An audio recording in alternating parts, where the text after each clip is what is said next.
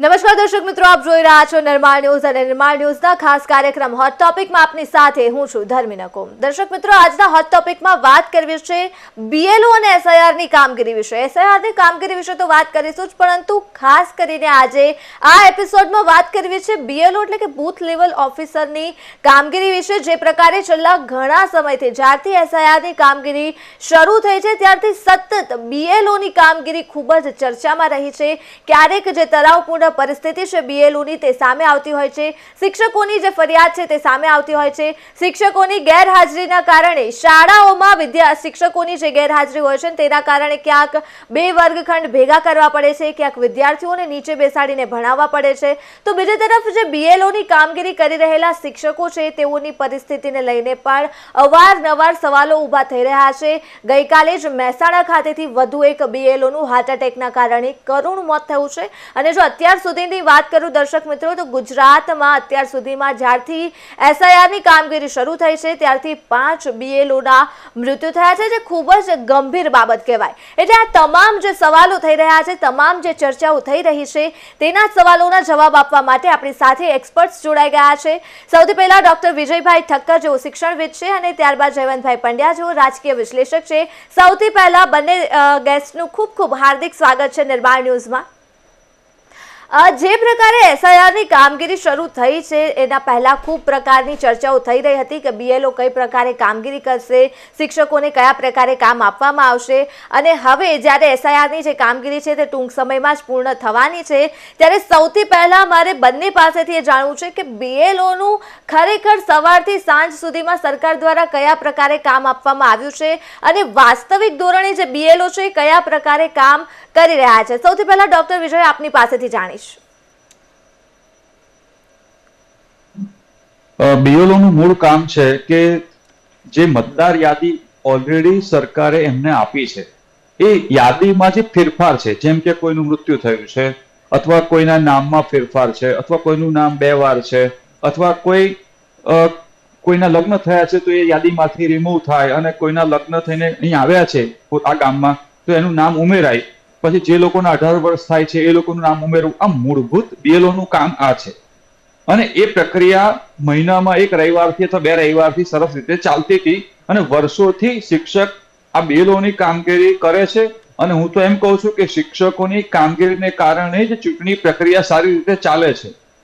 ચૂંટણી પંચ છે એમાં એક બહુ મોટું અને મહત્વનું પાસું છે, એ શિક્ષકોનું એક મોટું જૂથ છે અને શિક્ષકોની નિષ્ઠાપૂર્વકની કામગીરી છે। જો આખી ચૂંટણી પ્રક્રિયામાંથી શિક્ષકને હટાવી લેવામાં આવે તો હું બહુ ખાતરીપૂર્વક કહું છું કે આટલું કામ આટલી સરળતાથી ન થઈ શકે, કેટલોય મેન પાવર ને કેટલાય નાણાંનો વ્યય થાય તો પણ આટલી સરળતાથી આ કામગીરી ન થાય। એટલે બીએલઓની જે રોલ છે એમાં ટીચરનો રોલ છે એ બહુ મહત્વની ભૂમિકા છે। હવે 2 કામ છે, બીએલઓની મૂળભૂત કામગીરી જે છે હતી એ, અને બીજી એક નવી કામગીરી જે ઉમેરાઈ તે એનું નામ એસઆઈઆર કહીએ છીએ આપણે। હવે એસઆઈઆરની કામગીરીમાં શું છે કે આપણને બધાને ખબર છે કે મૂળભૂત કામગીરી ખૂબ સારી છે। મૂળ જે વિચાર છે એ મૂળ વિચાર છે એ ભારત માટે, રાષ્ટ્ર માટે ખૂબ સારો છે। ચાલો ઉદાહરણ આપું કે કોઈ વ્યક્તિ છે એ અહીંયા 5 વર્ષ નોકરી કરે છે તો ત્યાં એ ઇઝીલી પોતાનું મતદાન કાર્ડ કઢાવી શકે છે અને એ મતદાર કાર્ડ કઢાવવા માટે એને મહેનત નથી કરવી પડતી, એ વિસ્તારના ઉમેદવાર જ એ મહેનત કરે છે અને તમારું મતદાન ત્યાં એ જગ્યાએ નીકળી જાય છે। 5-7 વર્ષ ત્યાં નોકરી કર્યા બીજી જગ્યાએ નોકરી થાય તો ઘણા લોકો પાસે વતનમાં કાર્ડ હોય, લગ્ન કર્યા હોય તો ત્યાં પોતાનું ચૂંટણી કાર્ડ હોય, અને સરપંચની વોટમાં ગામમાં વોટ આપવા જવાનું છે, ધારાસભ્યમાં શહેરમાં આપવાનું છે, આવા કેટલા બધા કાર્ડ લોકો પાસે હતા અને એનો ઉપયોગ અલગ અલગ રીતે થતો હશે।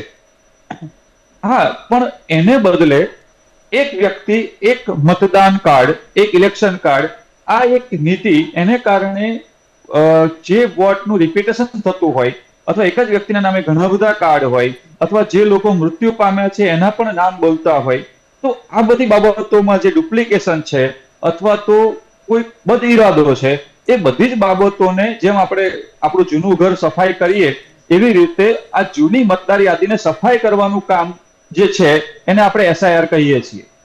હવે એસઆઈઆર કામગીરી ટીચર જો બીએલઓની કામગીરી કરતું હોય તો એસઆઈઆરની કામગીરી પણ સરકારના દ્વારા સોંપાયેલ છે, કરે જ છે। અને એમાં એને પહેલા એક ફોર્મ આપવા જવાનું હોય છે, 2002 ની યાદીમાં એ નામ છે કે નહીં, તો એના નંબર શોધવાના હોય છે. પછી એ પેલી વ્યક્તિ એ ફોર્મ ભરીને પાછું આપે, અથવા એ ભણેલી ન હોય તો એનું ફોર્મ ભરી આપવાનું હોય. પછી એ ફોર્મ લેવા જવાનું હોય. એ સમયે એ ના હોય એટલે 2-4 ધક્કા થાય, અને પાછું એ ફોર્મ આવે એ અધૂરું હોય, અથવા કોઈ ફોર્મ આપવા જ નથી માંગતું. આવા પ્રકારના પ્રશ્નોનો સામનો અત્યારે એસઆઈઆરની પ્રક્રિયામાં બીએલઓ કરે છે. અને બીજી તરફ જે એના ઉપર માથે બેઠેલા અધિકારીઓ છે એ એના ઉપર એક પ્રકારનું માનસિક દબાણ કરે છે, એની પાસે ઉઘરાણી કરે છે, અને જેને કારણે આ પ્રેશર, એક બાજુ પેલા જે વ્યક્તિ છે સપોર્ટ નથી કરતી, બીજી બાજુ પેલા લોકો ઉઘરાણી કરે છે, એને કારણે પેલા વ્યાજે પૈસા લીધા હોય અને જે માણસ હેરાન થાય છે એવી સ્થિતિમાં બિચારો શિક્ષક વગર મફતનો પીસાય છે. આ એની મૂળભૂત કામગીરી છે. જી જી બિલકુલ. જયવંતભાઈ, જે પ્રકારે ડોક્ટર વિજયે વાત કરી અને વિસ્તારપૂર્વક આપણને જણાવ્યું કે બીએલઓ અને એસઆઈઆર અને અત્યારે કેવી રીતે કામગીરી ચાલી રહી છે, આગળ આપણે ચર્ચાને વધારીએ. જયવંતભાઈ, મને સવાલ એ થાય છે કે જે પ્રકારે આ તણાવપૂર્ણ જે સમાચાર હંમેશા સામે આવી રહ્યા છે, અને જ્યારથી એસઆઈઆરની કામગીરી શરૂ થઈ છે ત્યારથી સતત ખાસ કરીને બીએલઓ જે છે તેઓની કામગીરી ચર્ચામાં રહી છે, અને હવે તો જે મૃત્યુઆંક છે તે પણ સામે આવ્યા છે. 5 બીએલઓના મૃત્યુ થયા છે. એટલે આપના મતે આજે તમામ સમાચાર સામે આવ્યા છે, તો આપને શું લાગે છે જે પ્રકારે આ તણાવને લઈને સમાચારો મળ્યા છે, ખાસ કરીને બીએલઓ જે ફરિયાદ કરી રહ્યા છે કામગીરીને લઈને, આપનું શું માનવું છે આ વિષય પર?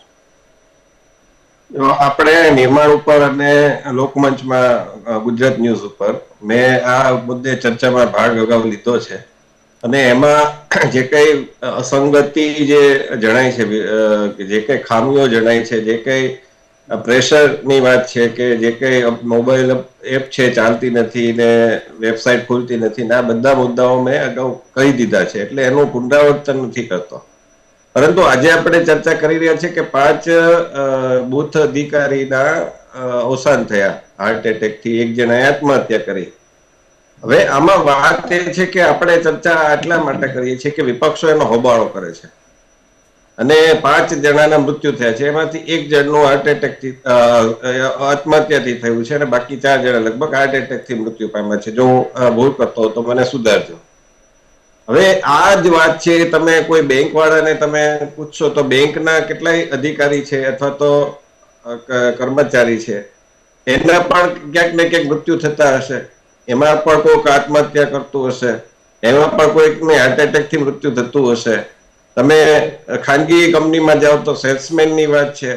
આ રીતના કોઈ પણ સેક્ટર, ઇવન મીડિયા જગતમાં તો 24 કલાક સમાચાર આપવાના હોય છે, તો એમાં તો તમારે રાતના 2 વાગે 3 વાગે ગમે ત્યારે ઘટના બને. એટલે ઘણીવાર તો અમે ડિબેટમાં, અમે રાજકીય વિશ્લેષક તરીકે અથવા તો વિજયભાઈ છે શિક્ષણવિદ તરીકે, ઘણીવાર 7 વાગે ફોન આવે સવારમાં કે ભાઈ આ વિષય ઉપર મંતવ્ય આપો, તો જોડાઈ જવું પડે. બપોરે જોડાઈ જવું પડે. ઘણીવાર રાતના કોઈનું અવસાન થયું તો એના માટે ફોન ઇન આપવા માટે જોડાઈ જવું પડે. આ એક જીવનનો ભાગ છે, અને જીવનમાં અત્યારે હું એનાથી સંમત નથી. આજે અત્યારે પરિસ્થિતિ છે ઓવરઓલ આખા વિશ્વમાં, કે તમે આજે નારાયણ મૂર્તિ કહે છે કે અઠવાડિયાના 72 કલાક કામ કરો. હું આનાથી સંમત નથી. માણસ છે એ મેક્સિમમ 6 કલાક કામ કરી શકે સારી રીતે, એ પછી એને ઊંઘ માટે 8 કલાક જોઈએ, એને પોતાનું ભોજન ને પ્રાતક્રિયા એ બધા માટે 3-4 કલાક જોઈએ, એને પરિવાર સાથે સમય વિતાવવા માટે પણ એ 2 કલાક તો ઓછામાં ઓછા જોઈએ, એને સામાજિક જવાબદારી નિભાવવા માટે 1 કલાક જોઈએ, અને પોતાના અંગત કામો હોય તો એને માટે પણ જોઈએ. મા બાપ છે તો એને હોસ્પિટલે લઈ જવાના હોય ઘણી વાર બતાવવા માટે, કે ડોક્ટર પાસે લઈ જવાના હોય તો એના માટે સમય જોઈએ. તો આપણી પરિસ્થિતિ અત્યારે વૈશ્વિક રીતે એવી બનાવી દેવાય છે, અને એમાં પણ આપણે હિસ્સો કરીને જોડાઈ રહ્યા છીએ. અને એમાં નારાયણ મૂર્તિ જેવા તો 72 કલાક કે છે, કેટલીક સંસ્થાઓમાં 10 થી 12 કલાક કામ કરાવાય છે. અને એમાં પાછું જો હવે તો અમદાવાદમાં પણ એવું થઈ ગયું કે તમે નરોડા રહેતા હો અને સિંધુ ભવનમાં નોકરી હોય તો તમે ઘરે પહોંચતા 1 કલાક થઈ જાય, આવતા 1 કલાક, એટલે 2 કલાક તો એ થઈ ગયા. અને મુંબઈમાં રહેતા હો તો પણ એ સ્થિતિ, ટ્રેનમાં તમારે જવાનું હોય તો 1 કલાક તો ઓછામાં ઓછો જતા થાય. એમાં ગર્દી કેવી હોય છે, એમાં તો 7 જણા મૃત્યુ પામ્યા હતા, લટકીને જતા હતા, એ લોકો થાંભલા સાથે અથડાઈ ગયા. આજે તમે બીઆરટીએસમાં મુસાફરી કરો છો પીક અવર્સમાં, તો એમાં પણ એ જ પ્રકારની સ્થિતિ હોય છે કે તમે દરવાજો ભટકાઈ જાય એ રીતની એટલી બધી ગર્દી હોય છે. સ્ત્રીઓની સ્થિતિ તો બહુ ખરાબ હોય છે બીઆરટીએસમાં. એટલી બધી ગર્દી હોય કે એને નાછૂટકે ભીસાઈને ઉભા રહેવું પડે છે. ઘણીવાર એની છેડતી પણ થાય છે. આ એક જીવનની પદ્ધતિ કઈ રીતની બની ગઈ છે મને સમજાતું નથી. પણ હા, એક વસ્તુ છે કે આ હવે કાં તો તમે આખી બદલી નાખો, જે આપણા હાથમાં નથી. ક્યાંક સમાજ બદલાશે, ક્યાંક ઉદ્યોગો, ક્યાંક કંપનીઓ, ક્યાંક મીડિયા, ક્યાંક સરકાર, આ બધા જ ભેગા થઈને બદલશે. કાંઈક કોઈક શરૂઆત કરશે કે ભાઈ ના, આવા બહુ થઈ ગયું, આપણે 6 કલાક જ કામ કરવાનું છે, 6 કલાક કામ લેવાનું છે, જેટલો પૈસો આવે છે એમાંથી સંતોષ માનવાનો છે, આ કામ છે આટલા કલાકમાં થાય એવો નિર્ધાર કરીને. કારણ કે ટાર્ગેટ કોને નથી અપાતા? ફાર્માસ્યુટિકલમાં જે એમઆર કરે છે એને ટાર્ગેટ અપાય છે. હોસ્પિટલમાં, ઇવન હોસ્પિટલોમાં ડોક્ટરોને પણ ટાર્ગેટ અપાય છે. દરેકને પ્રેશર આવે છે કે તમારે આ પ્રકારનું કામ આટલા સમયમાં કરવાનું જ છે. અને આપણે એ પણ જોયું કે મંત્રી કક્ષાની વ્યક્તિઓ ફોન ઉપર માઇક ચાલુ હોય અને બોલતા સાંભળ્યા છે આપણે કે અમને કાઢી મૂકે તો ભલે કાઢી મૂકે, કેટલું કરવું એમ. તો દરેકને આજે આ ટાર્ગેટનો સામનો કરવો પડી રહ્યો છે. તો ઉપાય શું છે? ઉપાય એ છે કે તમે એના માટે કાં તો એટલું બર્ડન, એટલે કે મન ઉપર બર્ડન ન લો, તમારા હાર્ટની ચિંતા કરો. તમે નિયમિત પ્રાણાયામ, યોગાસન, એ પ્રકારની કસરતો, ખાવા પીવામાં. આજે તમે મને કહો કે 24 વર્ષની જીલ ઠક્કર એ સ્પીચ આપતી હતી સુરતમાં અને ઢળી પડીને એનું મૃત્યુ થયું હાર્ટ એટેકથી. તો એને કયું પ્રેશર હશે? એને શું હશે? તો ઓવરઓલ આપણે વિચાર કરવાનો છે કે આપણે આ બીએલઓ 5 જણા મૃત્યુ પામ્યા છે. હું એના પરિવારજનો પ્રત્યે એકદમ સહાનુભૂતિ ધરાવું છું, સંવેદના ધરાવું છું. પણ ક્યાંક એ તો વિચાર કરવો પડશે કે શું માત્ર પ્રેશરના કારણે એમના મૃત્યુ થયા છે? કોઈ હાર્ટ એટેકના કારણે આપણને ઘણી બધી ખબર હોય છે કે આપણા આહાર વિહાર પણ હોય છે, આપણો કસરતનો અભાવ હોય છે, યોગાસનનો અભાવ હોય છે, પ્રાણાયામનો અભાવ હોય છે. તો આ ઓવરઓલ વિચાર કરવો પડશે. માત્ર આપણે કહી દઈએ કે હા, હું એનો ના નથી પાડતો, હું એમ નથી કહેતો કે દબાણ નથી.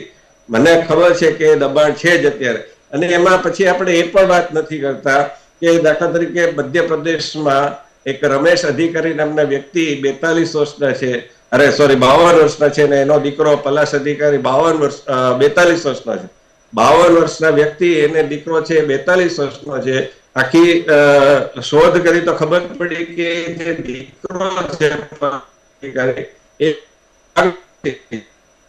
એ બાંગ્લાદેશી મુસ્લિમાન છે, જેને હિન્દુ નામે પોતાનું ઓળખ કાર્ડ, મતદાર કાર્ડ કઢાવી રાખ્યું. એને ખોટી રીતે સાવ કોઈકને પોતાના માતા પિતા બનાવી લીધા. આવા જે કેસો બને છે આપણા ભારત દેશ, જ્યારે અત્યારે આપણે એક પ્રકારની યુદ્ધની સ્થિતિમાં છીએ. આપણને ખબર છે કે ઓપરેશન સિંદૂર હમણાં જ એને આપણે અલ્પવિરામ આપ્યું છે અને સરકારે એવું જ કીધું છે કે ચાલુ જ છે. આપણે દિલ્હીમાં બોમ્બ બ્લાસ્ટ થયો હોય, ઘણી બધી જગ્યાએ ચૂંટણી આવી રહી છે. હવે તમિલનાડુ, પશ્ચિમ બંગાળ, કેરળ, આ બધી જગ્યાએ ચૂંટણી આવશે. ગુજરાતમાં પણ સ્થાનિક સ્વરાજની ચૂંટણી આવશે. અને એવામાં જો કેટલાક આવા બધા તત્વો છે એ મતદાર તરીકે નોંધાઈ જાય ને એવી સરકારને લઈ આવે અને એને કારણે આ બધી જે દેશની સુરક્ષાનો પ્રશ્ન થાય, તો એ પણ આપણે વિચારવું પડશે કે આ કામગીરી પણ એટલી જ મહત્વની છે. પરંતુ હા, એના માટે સરકારે પણ વિચારવું પડશે. અને મુખ્યપ્રધાને તો કીધું જ છે કે ભાઈ જે આના માટે ઉપાય કરવા પડે કરવા જોઈએ, એવું એમણે કીધું જ છે. તો એના કારણે આ સ્થિતિ છે એને આપણે ટાળવી જોઈએ. જે લોકો આ કામગીરીમાં જોડાયેલા છે એમણે પ્રયત્ન કરવા જોઈએ કે જે કઈ દબાણ આવે છે એને યોગ્ય રીતે ખાળી શકે અથવા તો એનો સામનો કરી શકે. બિલકુલ, જે પ્રકારે વાત કરી જયવંતભાઈ, ડોક્ટર વિજય આપની પાસેથી જાણવા માંગીશ, કેમ કે જે પ્રકારે આજે સવારે જ હું એક ઓડિયો ક્લિપ સાંભળી રહી હતી. એ ઓડિયો ક્લિપ એક બીએલઓ મહિલાની હતી અને ઓડિયો ક્લિપમાં મહિલા એવું કહી રહ્યા હતા કે હું રાતના 12:30 વાગી જાય છે અને સરકારી કચેરીમાંથી બહાર નીકળું છું, એટલી બધી કામગીરી હોય છે, અને તેઓ રડી રહ્યા હતા. એટલે જ્યારે હું આ ઓડિયો ક્લિપ સાંભળી રહી હતી ત્યારે મેં કમેન્ટ્સ પણ વાંચી હતી અને કમેન્ટ્સમાં જે લોકો હતા, જે સામાન્ય લોકો હતા, તેઓનું એવું કહેવું હતું કે જે પ્રકારે પ્રાઇવેટ સેક્ટરમાં જે લોકો કામ કરતા હોય છે તેઓ તો 9 થી 12 કલાક જેટલું કામ કરતા હોય છે. હવે 5 કલાક જેમણે આખું વર્ષ કામ કર્યું હોય અને ઘણીવાર એ પણ નથી કર્યું, એમને જ્યારે થોડુંક કામ કરવાનું કહેવામાં આવે છે તો હવે એમને માઠું લાગે છે. એટલે આ એક વાસ્તવિકતા પણ બીજી તરફ છે. જે પ્રકારે જયવંતભાઈએ ચોક્કસ વાત કરી, ત્યારે આપનું મારે મંતવ્ય જાણવું છે કે જે પ્રકારે બીએલઓની આ ચર્ચા થઈ રહી છે, એક તરફ એવું કહેવાય રહ્યું છે કે બીએલઓ ઉપર ભારે તણાવ મૂકવામાં આવી રહ્યો છે અને બીજી તરફ એવી પણ દલીલ થઈ રહી છે કે બીએલઓની જે કામ કામગીરી છે એ વ્યવસ્થિત થઈ રહી છે, તકલીફ ખાલી એમને જ આવી રહી છે કે જેમને વાસ્તવિક ધોરણે કામ નથી કરવું? આપનું શું માનવું છે આ વિષય પર? અમુક અંશે હું પણ એવું માનું છું કે અમુક એવા શિક્ષકો છે જેણે નિયમિત રીતે કામ નથી કરવું અથવા કામ નથી કર્યું જીવનમાં, અને આ પ્રકારની અચાનક જ કોઈ નવા પ્રકારનું કામ એના માથે આવ્યું છે, અને એ હકીકત છે. બહુ નબળા લોકો પણ આ વિભાગમાં છે અને એ લોકોને આ તકલીફ પડે છે, સાચું છે. પણ આ BLO ની કામગીરીમાં જે 50,000 જેટલા લોકો છે એમાંથી આટલા બધા લોકો આવા હોય અથવા આટલા બધા લોકો છે એવું ના હોય. એ ગણ્યા ગાંઠ્યા અમુક લોકો હોય, અને અમુક લોકો તમે બધામાં અમુક વ્યવસ્થા ઊભી આપો છો કે ઓછા માર્ક હશે તો પણ નોકરી મળશે, ઓછા ટકા હશે તો પણ નોકરી મળશે, એવી વ્યવસ્થા તમે ઊભી કરી જ છે. તો આ વ્યવસ્થામાં આ પ્રશ્ન ઊભા થવાના. મારો પ્રશ્ન, જો BLO ની કામગીરી લોકો કરે જ છે, બેંક વાળાને પ્રેશર છે, બધાને પ્રેશર છે, પણ એ લોકોને જે પ્રેશર છે ને એ પોતાના જ કામનું છે. એમ તો શિક્ષક પાસે પોતાના કામનું પ્રેશર છે જ. ઉપરથી એવું કહે છે કે તમારી કેટલી અધ્યયન નિષ્પત્તિ સિદ્ધ થઈ, લાવો જણાવો. કેટલા લોકો પાસ થયા, કેટલા ગેરહાજર રહે છે, કેમ નથી આવતા. એટલે પોતાના તો છે જ. આ તો વધારાનું વાસીદું છે. આ જે લોકો કોમેન્ટ કરે છે ને એ કંપની વાળાને ટાર્ગેટ છે, પણ એ કંપનીનું છે જેને એનો પગાર મળે છે. આ પગાર ઉપરાંતનું વધારાનું ટેન્શન છે, અને એવા લોકો નીચે કામ કરવાનું છે જ્યાં સાહેબો બીજા છે.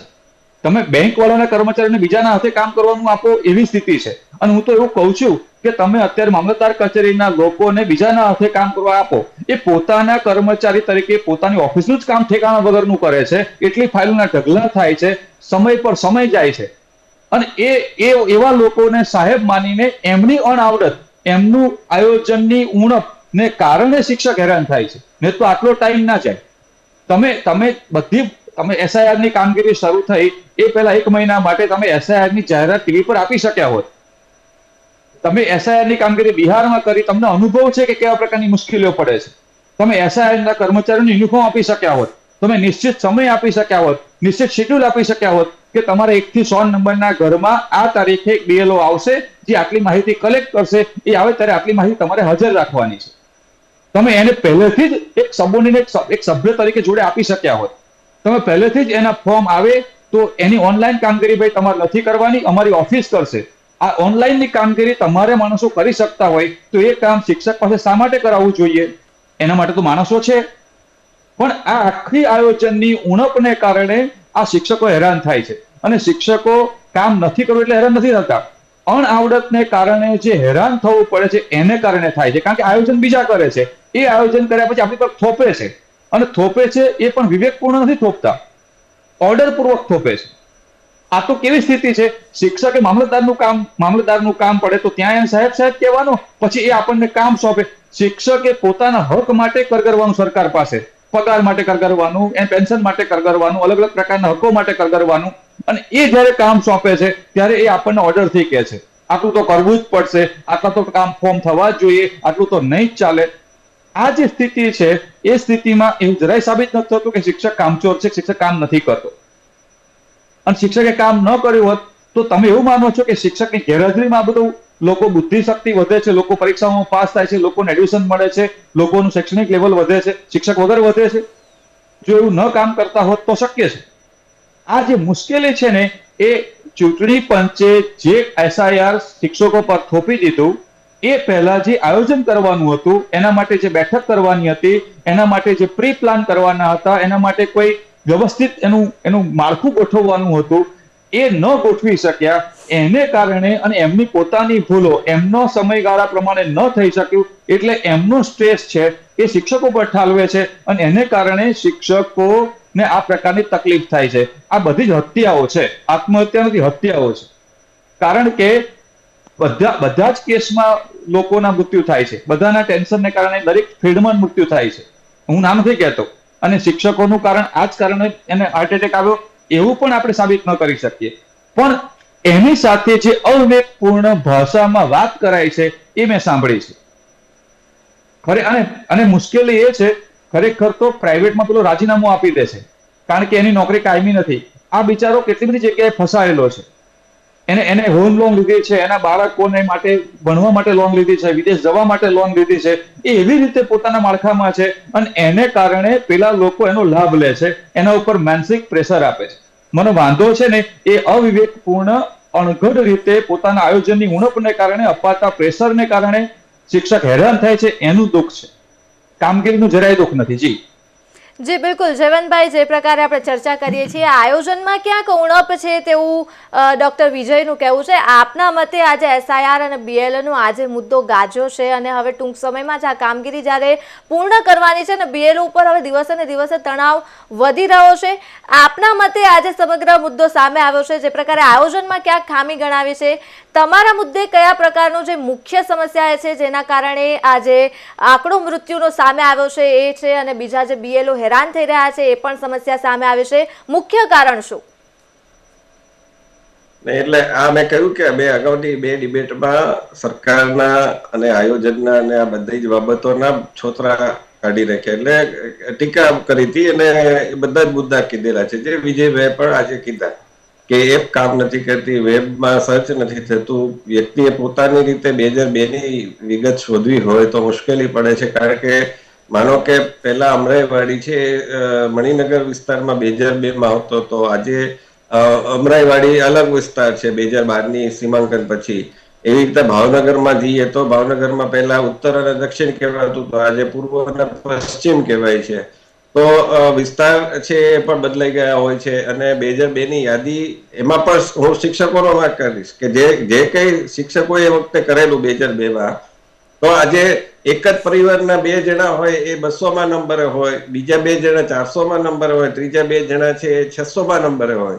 આવું તો કેવી રીતે શક્ય બને? બીજું કે તમે પિતાનું નામ મહેશચંદ્ર છે એનું યાદીને સિક્વન્સમાં ગોઠવવાનું કામ ટીચર નથી કરતા. ટીચરનું કામ ફોર્મ ભરીને આપવાનું છે, એ યાદી બનાવવાનું કામ મામલતદાર કચેરીના ક્લાર્કો કરે છે. આ ઉમેરો કરું છું. જી હા, કન્ટિન્યુ સર. એટલે એક પરિવારમાં ગયા હોય શિક્ષકો તો ફોર્મ તો ત્યાંથી સાથે લાવ્યા હશે ને કે 5 જણા છે. આ ફોર્મ ભર્યા પછી એ સાથે ફોર્મ કલેક્ટ કરીને પંચાયતના મામલતદાર કચેરીના ક્લાર્કને આપે છે અને એ લોકો આઉટસોર્સિંગ થી પૈસા આપીને આઉટસોર્સિંગ કરાવે છે. અને આ પ્રકારની જે ભૂલો છે, ટાઈપિંગની ભૂલો ને બધી ભૂલો ત્યાંથી થાય છે, પ્રિન્ટિંગ ભૂલો. Yes sir. અચ્છા, સારું, તો માની લે કે ભૂલો નથી, પણ આ બધી મુશ્કેલીઓ છે. હવે બીજી વાત એ છે કે આયોજનની વાત, તો આયોજનની 100% ઉણપ છે. મેં અગાઉ પણ મારી ડિબેટમાં કીધું હતું કે આ માટે જે સરકાર છે સંઘનો અથવા તો રોટરી ક્લબ, એનજીઓ, આ બધી જે છે એલાયન્સ ક્લબ કે બધાનો સાથ લઈ શકી હોત કે ભાઈ 2002 ની યાદીમાં નામ શોધી દે અને માર્ગદર્શન આપે, ઘરે ઘરે જઈને જાગૃતિ અભિયાન, SMS નો મારો, ટીવી પર એના માટે ડિબેટ અગાઉથી ગોઠવી શક્યા હોત, એની માટે ટીવીમાં અપીલ કરતી એડવર્ટાઇઝ આપી શક્યા હોત, છાપામાં એડવર્ટાઇઝ આપી શક્યા હોત, છાપામાં લેખો અમારા જેવા કોલમનિસ્ટો પાસે લખાવી શક્યા હોત. આવું ઘણું બધું થયું હોત જો જાગૃતિ આવી હોત. કોરોના કાળ હતો તો એમાં સોશિયલ ડિસ્ટન્સ, જે આપણે સામાજિક અંતર એકબીજાથી જાળવવાનું હતું, તેના વિશે કેટલી બધી જાગૃતિ અભિયાન ચલાવ્યું હતું આપણે. તો એ બધું છે જ. હવે બીજી વાત એ છે કે આ પ્રકારના આયોજનોનો અભાવ ઉપલા મેનેજમેન્ટ તરફથી દરેક જગ્યાએ હોય છે. એ ફરીથી હું કહીશ, દરેક ફિલ્ડમાં હોય છે. બીજું કે શિક્ષકોને એના માટે એલાઉન્સ મળે છે કે નથી મળતું મને જાણ નથી. જો મળતું હોય એ વર્ષે નહીં, એક વર્ષના 12,000 મળે છે, એટલે મહિને 1,000 રૂપિયા મળે છે અને એનો પેટ્રોલ ખર્ચ, આ કામગીરીનો પેટ્રોલ ખર્ચ છે ને એ મહિને 3,000 થાય છે. અચ્છા, હા, એટલે એ વધારવા માટે કરવું જોઈએ, પણ મફતમાં શિક્ષક કામ નથી કરતો, એ વાત તો સત્ય છે. બરાબર. આયોજનનો અભાવ છે એ દરેક જગ્યાએ જોવા મળે છે અને ઘણીવાર આપણા મીડિયા ફિલ્ડમાં પણ ઘણીવાર રાતોરાત કે હેડલાઇન બદલવાની છે. હું કોઈ પર્ટિક્યુલર મીડિયાની વાત નથી કરતો, કોઈ બેંક પછી એમાં અચાનક સ્કીમ કાઢે છે અને કહે છે કે ટાર્ગેટ પૂરો કરવાનો. આ દરેક જગ્યાએ આ પ્રકારની સમસ્યાઓ ઉપલા મેનેજમેન્ટ ને નીચલા મેનેજમેન્ટ વચ્ચે આવતી જ હોય છે. નીચલા જે એકદમ હોય છે એને ગમે તેમ કરીને પછી ટાર્ગેટ પૂરો કરવાનો હોય છે, કામ પૂરું કરવાનું હોય છે, આ પ્રકારનું થતું જ હોય છે. હવે એટલે એનો અર્થ એવો નથી કે થાય છે યોગ્ય છે, ફરીથી હું કહું છું, પણ હવે જે પરિસ્થિતિ છે એનો આપણે કઈ રીતે સામનો કરવો એની વાત છે. તો એના માટે હું ફરીથી શિક્ષકોને માટે કહીશ, એમના આરોગ્ય માટે કહીશ, એમને. કારણ કે આજે દાખલા તરીકે હું તમને એક વાત કહું કે શિક્ષક છે, બાળકોનું ઘડતર કરે છે.